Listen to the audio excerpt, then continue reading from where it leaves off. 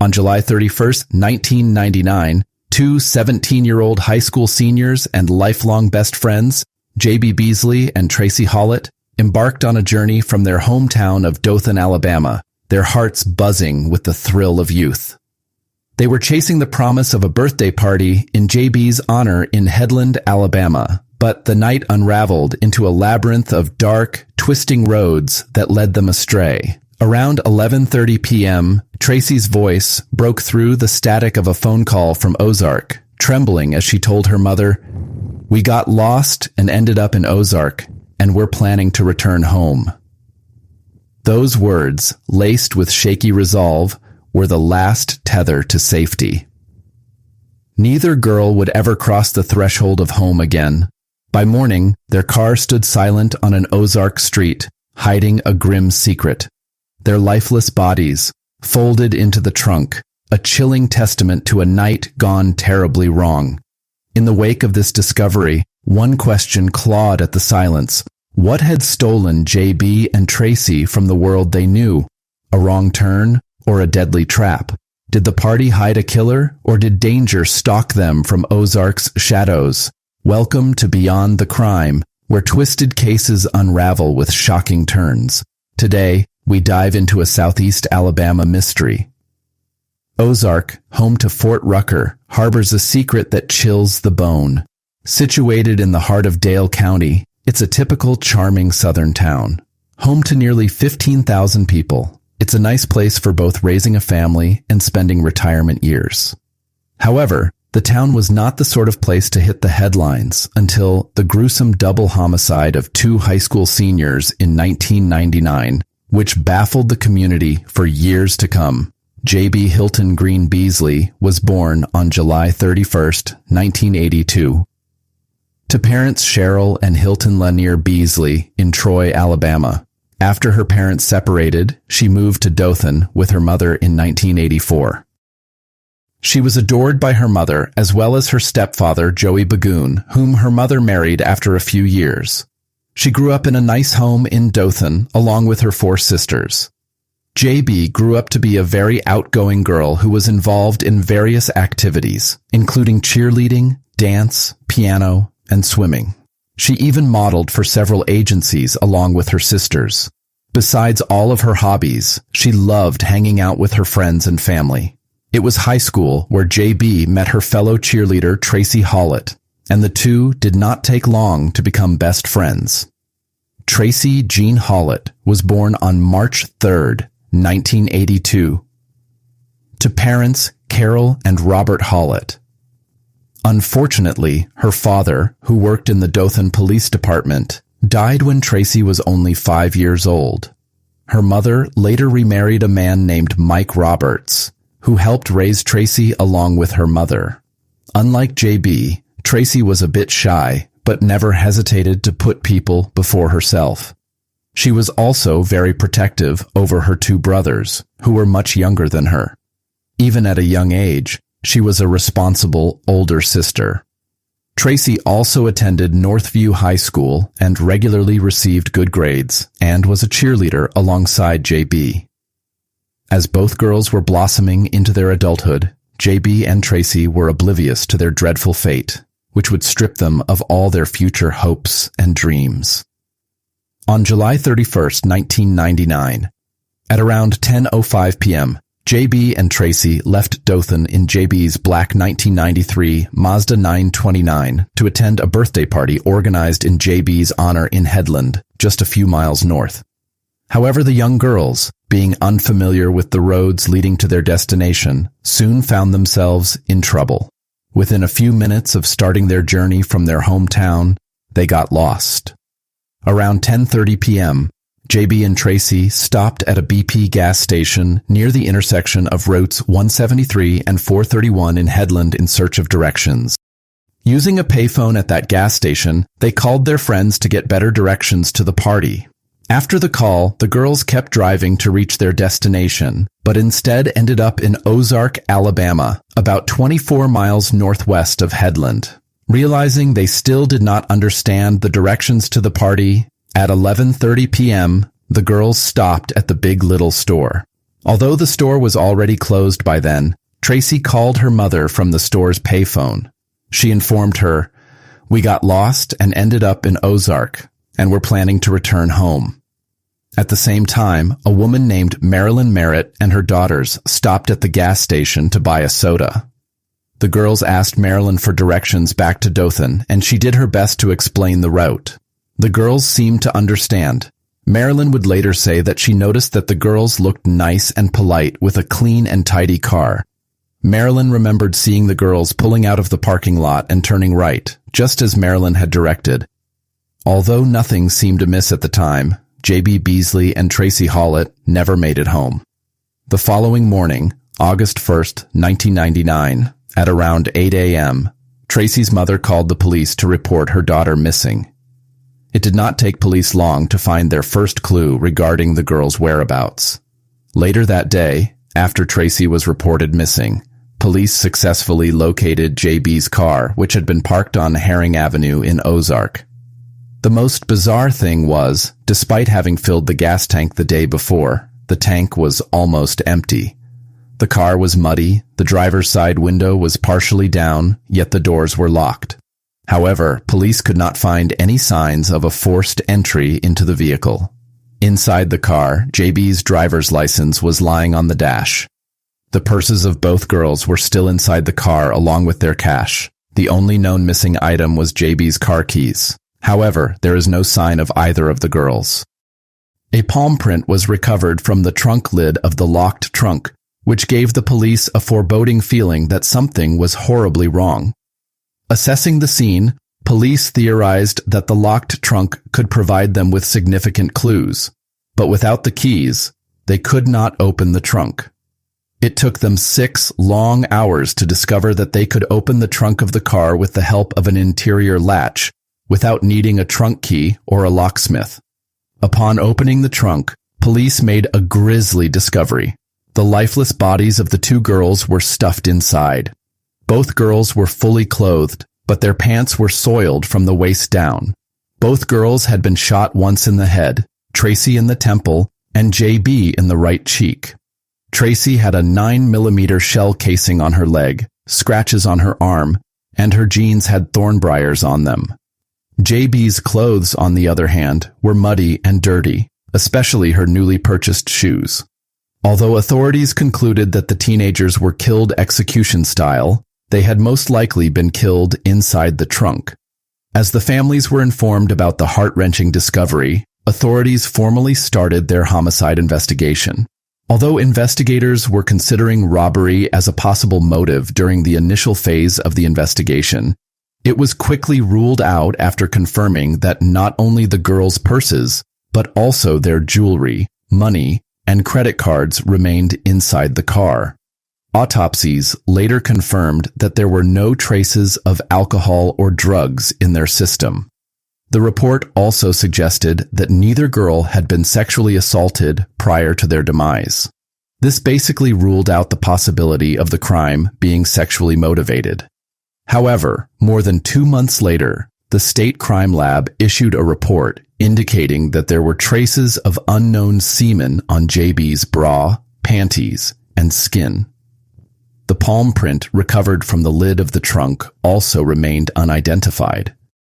With no matches in the system and no one to compare their evidence against, authorities were left without much to go on. As word of a double murder of 2 teen girls spread like wildfire, authorities were no closer to zeroing in on a suspect. A reward was also put out in an attempt to gather information regarding the murder, but it did not uncover any new leads. However, authorities, it seemed, soon got an unexpected breakthrough. On September 1st, exactly 1 month after the bodies of JB and Tracie were found, a longtime Ozark resident, 28-year-old Johnny William Barentine, walked into the Ozark Police Department to tell a bizarre story. He claimed that he had been a witness to the high-profile double homicide of the Dothan teenagers. Barentine told police that on the night of the murders, around the same time Tracie Hawlett called her mother from the payphone at the Big Little store, he went out to buy milk for his 2-year-old son. He claimed that while he was out, He had witnessed the horrendous act. He returned home at 1 a.m., visibly upset, and told his wife that he'd been hit by a black truck near Herring Road. In the days following JB and Tracie's murder, when he shared the information with some of his friends, they convinced him that he should go to the police with this information, as it could be linked to the murders of Tracie and JB, which would not only help police crack the case, but could also get him the reward as well. Disturbingly, in the 4-hour interview with Ozark police, Barentine changed his story 6 times. According to then Ozark Police Chief Tony R. Spivey, Barentine initially said that on the night of the killings, he had seen a black truck speeding away from the area where the girls were found. But as the interview continued, his story kept evolving and changing. Finally, he claimed that he picked up a tattooed man he didn't know, and the two drove by the Big Little store. He further claimed that the man to whom he'd given a ride got into a car with 2 girls, whom Barentine identified as the deceased Dothan teenagers. He said they ended up on Herring Avenue, where the man forced the girls out of the car. A struggle occurred between the man and the girls as they were trying to get away.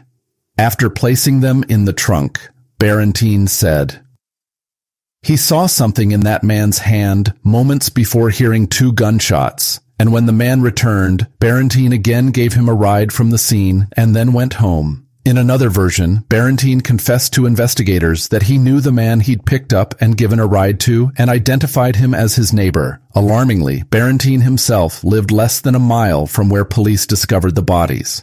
Police did not buy his story, naming him the prime suspect in the murder of J.B. Beasley and Tracie Hawlett.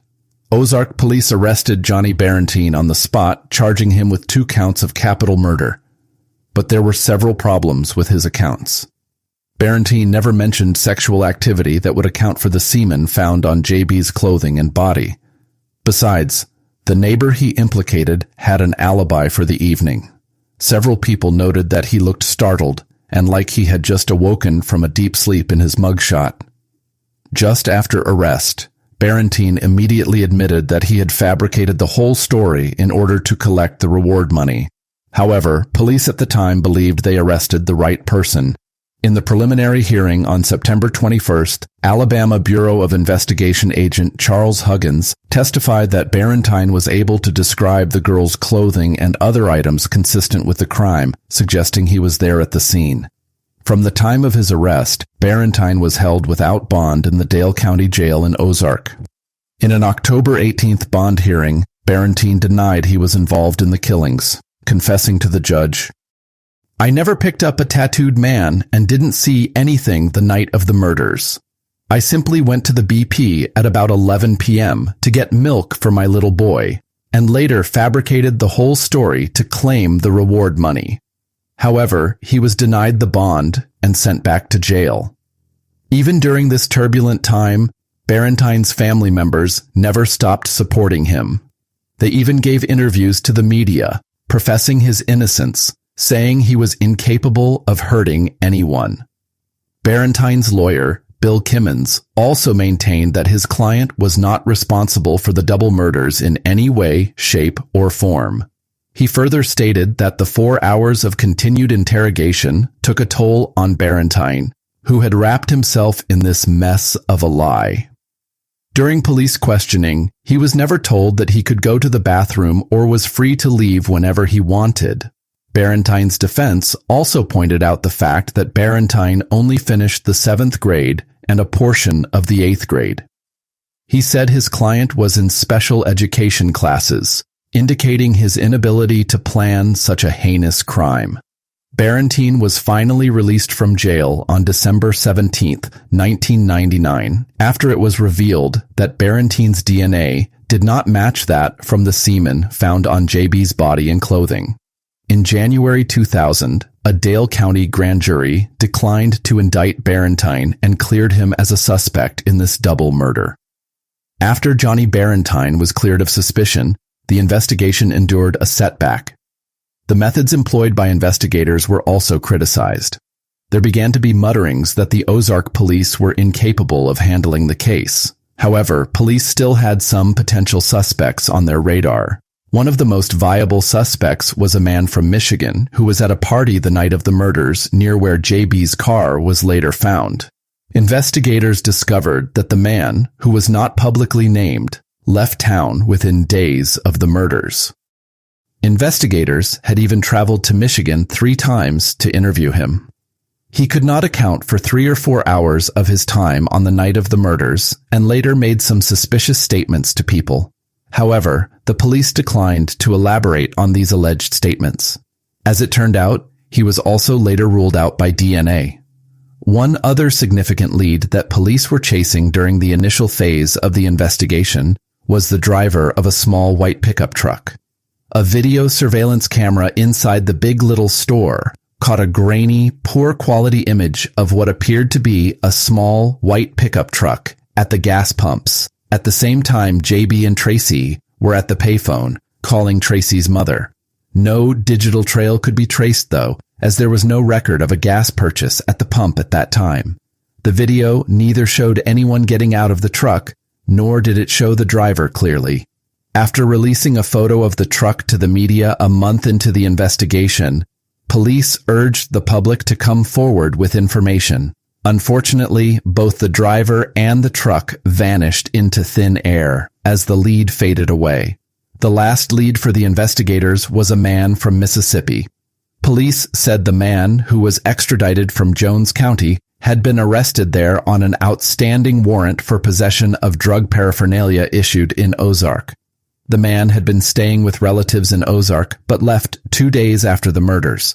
According to Smythe, investigators wanted to question him in connection with the case. However, no significant information came out in light of this lead. Without any evidence, investigators were forced to let him go. In February, a woman called police and said she heard screams and 2 gunshots near Highway 123 South, just inside the city limits, on the night of July 31st, 1999. When asked why she did not come forward earlier, she claimed she was scared to get involved. Based on her description, police thoroughly searched the area and discovered a 9mm bullet, the same type used to kill the girls, but the brand name of the bullet did not match the brand of bullet shell casing found on Tracie's body. Furthermore, the unspent bullet had no markings that would help with forensic comparison to other evidence in the case. Again, another dead end for investigators. Although several leads over the years proved to lead nowhere, investigators never lost hope in the search for a DNA match. As the heartbroken families of JB and Tracie tried to get on with their lives, the case turned cold. Then, years later, another twist in the case added another layer to the thrilling mystery. After remaining cold for years, 2015 would mark a bombshell allegation in the murder case of JB Beasley and Tracie Hawlett. Rena Crumb, a sworn Ozark Auxiliary police officer, came forward and openly accused an Ozark police officer of murdering JB Beasley and Tracie Hawlett and others of covering it up. Rena alleged that on the night of July 31st, 1999, a police officer for Ozark Police pulled over JB Beasley, demanding to know the whereabouts of some cassette tapes that contained recorded conversations. According to Rena, these tapes could have incriminated Ozark police officers regarding the illegal business of cocaine distribution and profits. The incident escalated into the murders of 2 innocent teens, she further alleged. Rena claimed that she'd been threatened by multiple law enforcement officials who had knowledge of the murderer's identity and covered it up by getting rid of evidence. Rena named 3 police officers, Gary Butch Whittington, Rex Tipton, and Eddie Henderson, accusing them of harassing and threatening her. She went as far as to say that then Police Chief Tony Spivey, who handled the original investigation, had also helped cover it up. However, she shied away from revealing the name of the police officer who, she claimed, had actually committed the murders. Renowned American journalist and newspaper editor John B. Carroll wrote an article saying that he believed the officer in question presumed the 2 girls intended to use these tapes in a court case that was scheduled for August 2, 1999, less than 48 hours after they were murdered. The tapes were to be entered as evidence into that case. In this article, Carol also stated that Rena was severely beaten with a baseball bat after coming forward, which stopped her from naming the actual killer. The law enforcement officials Rena accused had all denied having any involvement in the murders of J.B. Beasley and Tracie Hawlett. Without any physical evidence, none of them were ever formally named as a suspect in the case. Regardless of that, the allegations blew up on numerous true crime websites and social media, leading to a defamation lawsuit. On January 29, 2016, Keith Coffin, Rex Tipton, Tony Spivey, Eddie Henderson, and Gary Butch Whittington, all Ozark, Alabama police officials, filed a lawsuit against Rena Crumb, John B. Carroll, and Dean Matthews for libel, slander, and defamation of character. That case was dismissed in February 2018. In May 2016, Rena Crumb received a suspended sentence and a $250 fine after being convicted for harassing J.B. Beasley's sister. Over the years, authorities investigated many theories. They interviewed hundreds of people and took DNA samples from several suspects, but to no avail. It would take 20 years and the innovation of new DNA technologies before police could apprehend a suspect. In March 2019, investigators sent the DNA found on JB's body and clothes to the Virginia-based Parabon Nanolab, which specializes in DNA phenotyping and genetics using public genealogy databases. After analyzing the DNA, the lab finally made a connection to a suspect, Coley McCraney. 45-year-old Coley Lewis McCraney was never on the radar of investigators in the brutal 1999 murders of J.B. Beasley and Tracie Hawlett until DNA implicated him in the crime. McCraney, who's an Alabama native, graduated from Carroll High School in Ozark in 1992, where he was an athlete as well as the president of the Library Club. After that, he joined the U.S. Air Force and served there from 1993 to 1997. He was married in 1992, but separated from his first wife in 1994 and later divorced. According to the reports of Dothan Eagle at the time, McCraney's ex-wife filed a complaint with the Air Force in 1994, stating that McCraney had assaulted her.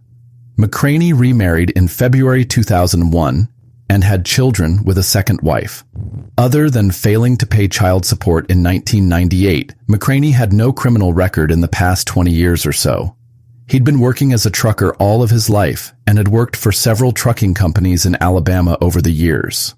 In recent years, he co-founded a church and worked as a bishop there. At the time of the killings, he was around 26 and living on Licenby Drive in Ozark, about 1 mile away from where the bodies of J.B. Beasley and Tracie Hawlett were found in 1999. 2 decades after the slain high school seniors J.B. Beasley and Tracie Hawlett were found, Coley McCraney was arrested after a traffic stop in Daleville, Alabama on March 19, 2019. He was charged with 2 counts of capital murder and 1 count of first-degree sexual assault. For the families of J.B. and Tracie, the news of his arrest brought a wave of emotions, relief that justice was finally within reach, but also the heartbreak of reliving the pain of that fateful night. The arrest of Coley McCraney sent shockwaves through Ozark. For years, people had speculated about who could commit such a horrific act.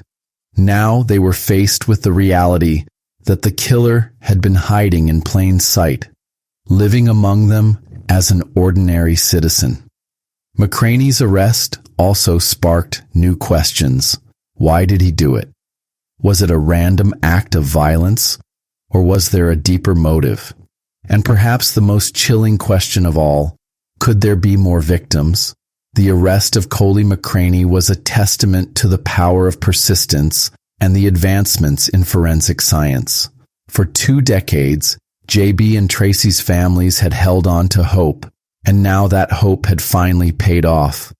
But even as they prepared for the long road to trial, lingering questions remain. What exactly happened on the night of July 31st, 1999? Would McCraney reveal the truth, or would he take his secrets to the grave? Coley McCraney's trial was not just about convicting a man. It was about finding answers to a tragedy that had haunted families and a community for over 20 years. The trial began in April 2023, drawing intense media attention and reopening wounds that many had tried to heal. The case against McCraney rested heavily on the DNA evidence that linked him directly to the crime scene, but his defense raised complex questions that kept everyone on edge until the very end. The prosecution's case was clear and focused. They argued that the DNA evidence was irrefutable. The semen found on J.B. Beasley's body was a perfect match to Coley McCraney, a man who had denied ever meeting either J.B. or Tracie. Prosecutors described the crime as deliberate and calculated. Two young girls lost in the wrong place at the wrong time, crossing paths with a man who decided to end their lives. The prosecution also highlighted McCraney's evasion of justice for 2 decades. Despite living in the area where the crime occurred, he had managed to avoid suspicion, leaving J.B. and Tracie's families to suffer an uncertainty. This, they argued, pointed to a calculated attempt to hide his involvement. But McCraney's defense team pushed back hard. They argued that while the DNA evidence proved contact, it didn't prove murder. They raised the possibility that McCraney's DNA could have been transferred to J.B.'s body under circumstances unrelated to the crime, without any witnesses placing McCraney at the scene or other physical evidence linking him to the murders. The defense claimed the prosecution's case relied too heavily on the DNA alone. The defense also emphasized McCraney's life and character. A military veteran with no prior criminal record, McCraney had lived quietly in the community for years. They suggested it was unlikely that a man with such a history would commit a brutal double murder and then return to a normal life without raising suspicion. The trial was emotionally charged with heartbreaking testimony from J.B. and Tracie's families. J.B.'s mother, Cheryl, described her daughter's infectious energy and the devastation of losing her so suddenly. Tracie's mother, Carolyn, spoke about her daughter's selflessness and the unbearable pain of not being able to protect her. The courtroom also heard from investigators who had worked tirelessly on the case for decades. They recounted the early missteps, the frustration of dead ends, and the moment they finally made the DNA match that led to McCraney's arrest. Their testimony highlighted the painstaking effort it took to bring the case to trial, emphasizing how crucial the DNA evidence was to their investigation. When it was McCraney's turn to testify, he maintained his innocence. Calm and composed, he's told the court that he had no knowledge of J.B. or Tracie and denied any involvement in their murders. When pressed about the DNA evidence, McCraney offered no explanation, instead doubling down on his claim that he had nothing to do with the crime. This lack of explanation was a turning point. While the defense tried to sow doubt about the DNA significance, McCraney's refusal to address the evidence directly left many in the courtroom unconvinced. After weeks of testimony and hours of deliberation, the jury returned with their verdict. Coley McCraney was found guilty of the murders of J.B. Beasley and Tracie Hawlett. For the families, it was a moment of both relief and sorrow, a step closer to justice, but one that could never bring back their daughters. McCraney was sentenced to life in prison without the possibility of parole, ensuring he would never again walk free. The verdict marked the end of a decades-long fight for answers, but it also left lingering questions. Why did McCraney commit this crime? Was it premeditated, or was it a chance encounter that spiraled into tragedy?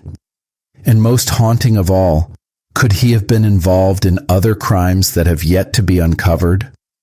For J.B. and Tracie's families, the verdict brought a sense of closure. but it didn't erase the pain of their loss. Speaking after the trial, Cheryl Beasley said, "Justice was served, but nothing will ever fill the hole in our hearts."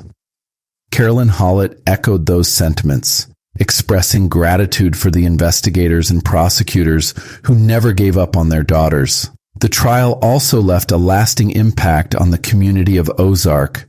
For years, this case had cast a shadow over the town, a grim reminder of the dangers that can lurk in even the most familiar places. McCraney's conviction allowed the town to begin healing, but it also left behind a chilling realization. For 20 years, a murderer had lived among them, undetected and unpunished. The trial of Coley McCraney was not just about seeking justice. It was about uncovering the truth behind a tragedy that had shattered two families in a community. While the DNA evidence provided the key to solving this case, it also raised questions that may never be fully answered. What do you think about this case? Do you believe the DNA evidence alone was enough to convict Coley McCraney? Or do you think there are still pieces of the puzzle missing? Share your thoughts in the comments or connect with us on social media. Let's keep the conversation going. Don't forget to subscribe for more stories of resilience, tragedy, and justice. Until next time, stay curious, stay safe, and hold your loved ones close.